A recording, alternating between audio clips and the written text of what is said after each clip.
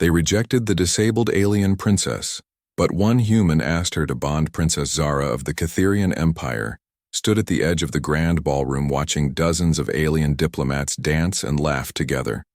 The tall, purple-skinned woman kept her damaged left arm hidden beneath flowing silk robes, while her good hand gripped a crystal glass of exotic wine. The Catherians were known across the galaxy for their perfect physical forms and incredible psychic abilities. But Zara was different. A childhood accident had left her arm twisted and weak, making her unable to perform the complex hand gestures required for advanced telepathy. This made her worthless in the eyes of most alien species who valued mental power above all else. Ambassador Kyle from the human delegation noticed the lonely figure standing apart from the crowd.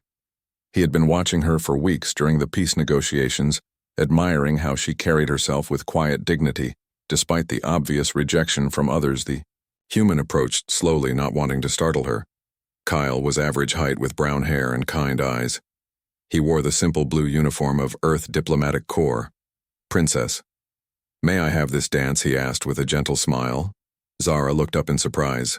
Most beings avoided her completely, but this human seemed genuinely interested in her company. She studied his face for signs of mockery or pity, but found only honest warmth. I cannot dance properly, she replied softly, her voice carrying the musical accent of her people. My arm does not work as it should. Kyle extended his right hand to her. I only need one hand to dance with you if you are willing. Something about his simple acceptance touched her heart. Zara had never met anyone who did not focus on her disability first. She placed her good hand in his and allowed him to lead her onto the dance floor. Other diplomats stared in shock as the human danced with the broken princess. The Zephyrian ambassador whispered harsh comments about humans having no standards, while the crystalline delegate simply shook their head in disgust. But Kyle paid them no attention. He moved carefully, matching his steps to hers, and never once looked at her damaged arm. Instead, he kept his eyes on her face, asking about her homeworld and her interests in art and music. As they danced, Zara felt something she had never experienced before. Someone was seeing her as a person instead of a disability. Kyle listened when she spoke about her love of ancient poetry and her dreams of exploring distant stars. He shared stories of Earth and described the blue oceans she had only seen in pictures. When the music ended, neither wanted to let go. Kyle kept her hand in his as he asked if she would like to walk in the station gardens. Zara nodded, unable to speak past the emotion in her throat. They spent the next 3 hours talking under artificial stars.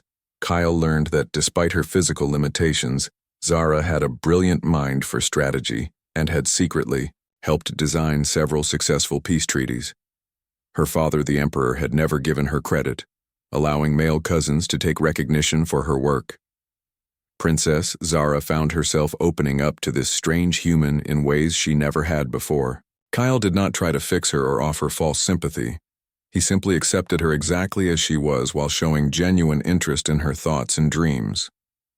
Over the following days, Kyle sought her out at every opportunity. They shared meals and explored different sections of the massive space station together. Other aliens continued to whisper and stare, but Kyle never seemed bothered by their disapproval.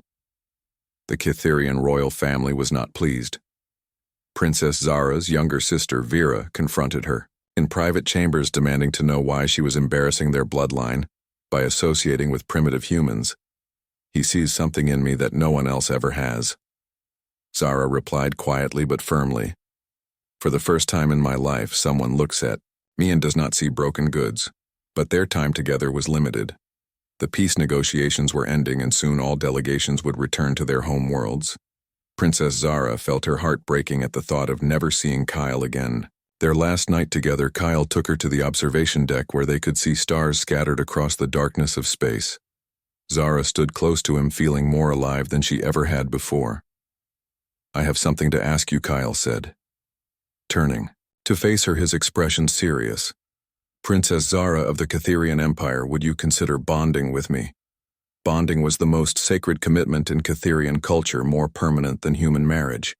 It involved sharing thoughts, emotions, and life force through psychic connection. But Zara's damaged telepathic abilities made true bonding nearly impossible. Kyle, I cannot bond properly, she whispered, tears forming in her violet eyes.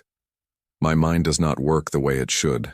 I cannot share thoughts or emotions like other Catherians. I do not need telepathy to know your heart, Kyle replied, taking her good hand in both of his. I see your kindness when you help younger diplomats. I see your intelligence when you solve problems others cannot.